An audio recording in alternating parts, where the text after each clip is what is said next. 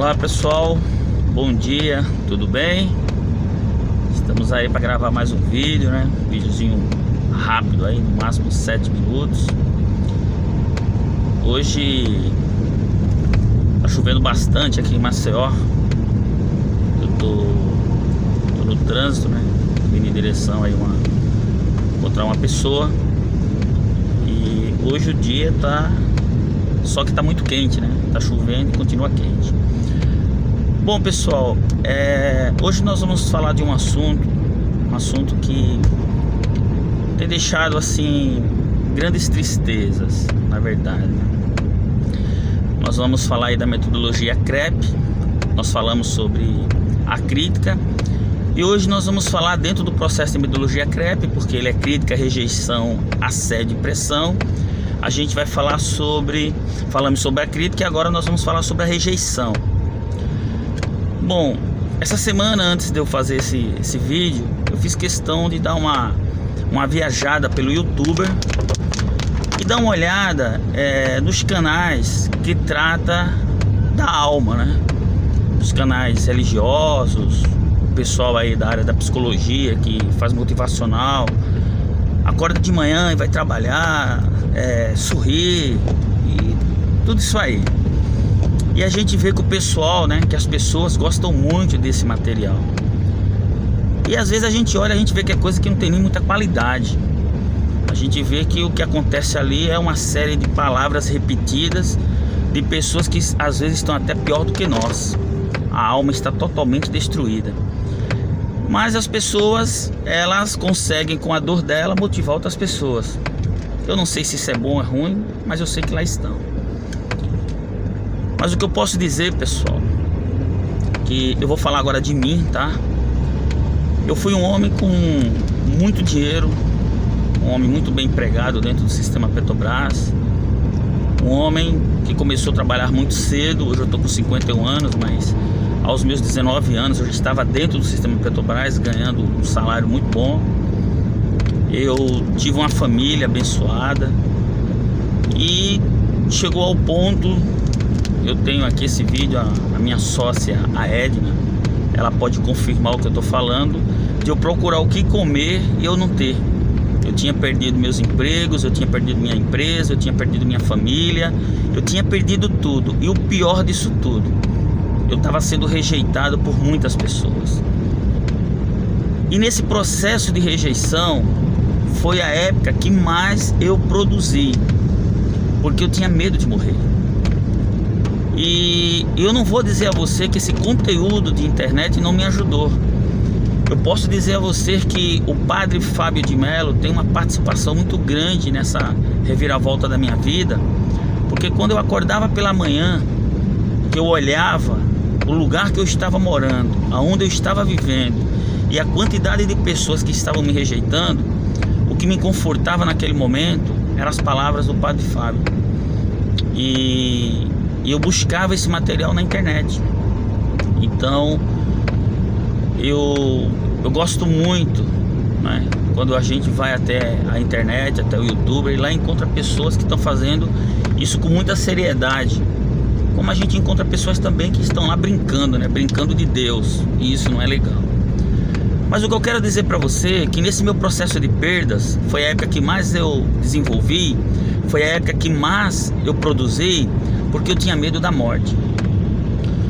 Então todas as vezes que você se sentir rejeitado por alguém de alguma forma, você tem que analisar o contexto dessa rejeição. E eu analisei o contexto dessa rejeição.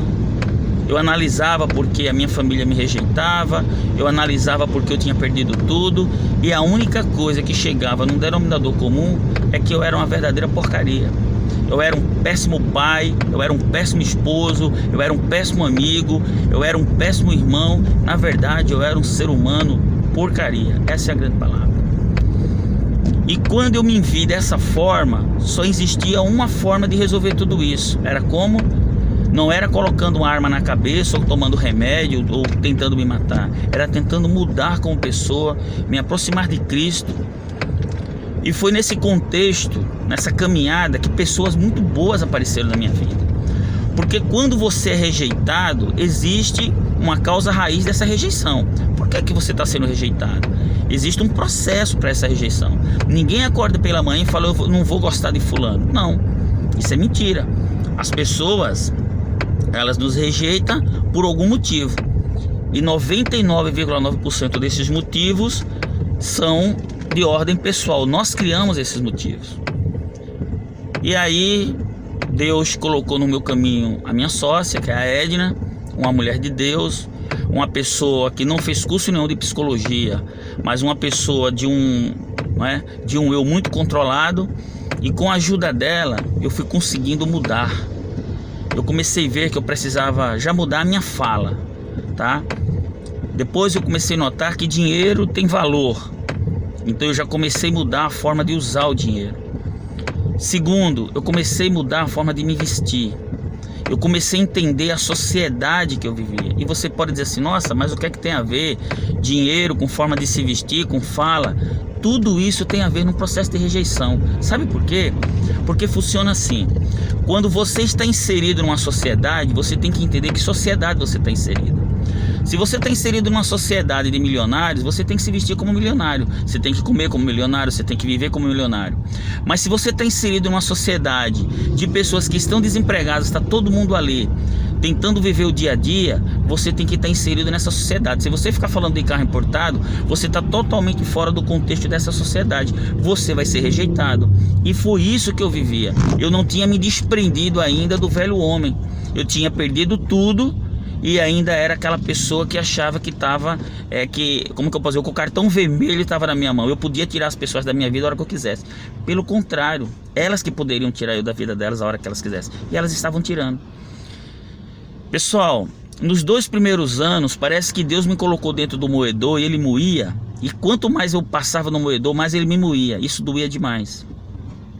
Mas eu posso dizer a você que no 3º ano, eu já comecei a sentir o resultado da mudança. Eu já comecei que novas amizades começaram a acontecer. Eu comecei a esquecer o meu passado. Eu comecei a caminhar. No 4º ano, eu já estava com a minha escola. Eu já estava com todos os meus projetos caminhando. Eu já tinha uma nova sociedade. Eu já não conseguia mais recuperar o que eu tinha perdido. Como, por exemplo, a minha família. Eu já não conseguia mais recuperar. A mágoa que tinha ficado era muito forte, eu não conseguia recuperar, então a rejeição ainda existia muito grande. Mas hoje eu pelo menos consigo conversar com eles de igual para igual. E quando chegou no 5º ano, que é esse ano que nós estamos agora, Deus me restituiu praticamente tudo. Deus me restituiu uma boa namorada, Deus me restituiu uma boa pessoa, Deus me restituiu um trabalho, Deus me restituiu uma sócia, Deus me restituiu muita coisa. Muita coisa. E eu tenho certeza que ele vai me restituir muito mais. E as pessoas pararam de me rejeitar. Por quê? Porque eu aprendia também a conviver com elas. Eu aprendi a silenciar. Hoje, quando você fala algo que eu não gosto, eu simplesmente, o que eu faço, eu fico quieto. Ah, mas eu não levo desaforo para casa. Não, aprenda a levar desaforo para casa. Às vezes a gente precisa desse processo de levar o desaforo para casa para que milagres na nossa vida aconteçam. Porque às vezes aquela pessoa que está nos dizendo aquele desaforo, ela está numa condição momentânea, não é o eu dela. Ela simplesmente amanheceu no dia mal. E naquele dia mal ela achou que poderia me fazer aquela afronta. Mas quando chega o dia legal dela, ela volta atrás e fala, pô, Marcão, me desculpa, eu te tratei mal, eu não fui legal com você. E aí a gente baixa a cabeça e fala, não, que é isso, deixa pra lá, vamos esquecer, vamos continuar.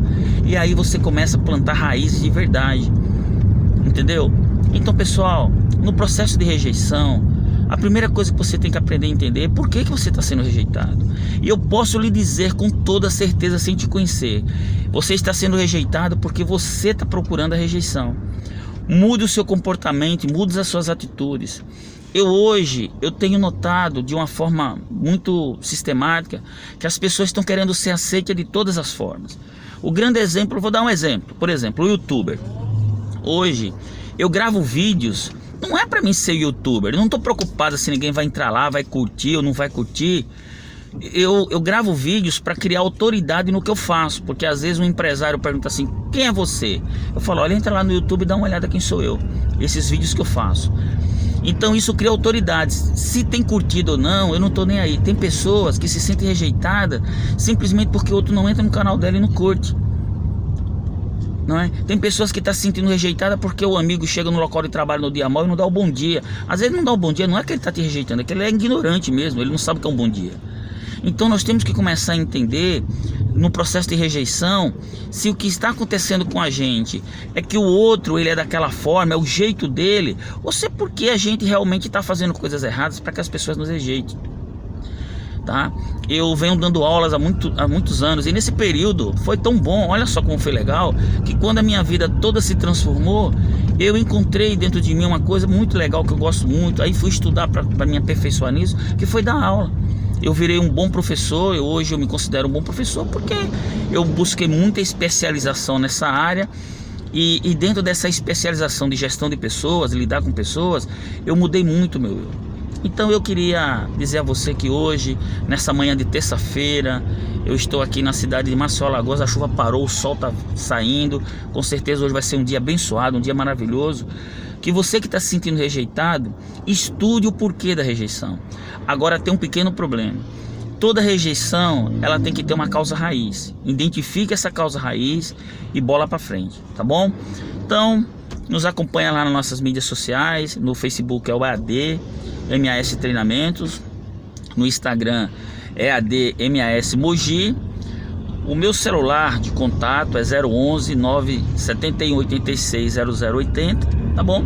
Se você quiser discutir um pouquinho mais com isso, semana passada, uma aluna, nós fizemos um vídeo rápido sobre uma frase muito legal. Agora até me fugiu na memória a frase. Ruptividade, né? Ruptividade. E uma senhora, ela terminou me ligando, e a gente conversou um pouco mais, porque ela achou muito interessante essa palavra ruptividade, né? E é uma palavra muito usada, tá bom? Então eu vou ficando por aqui. Que Deus te abençoe, um grande beijo no seu coração, que Deus possa te abençoar grandiosamente, tá certo? E fique com Deus. Tchau, pessoal.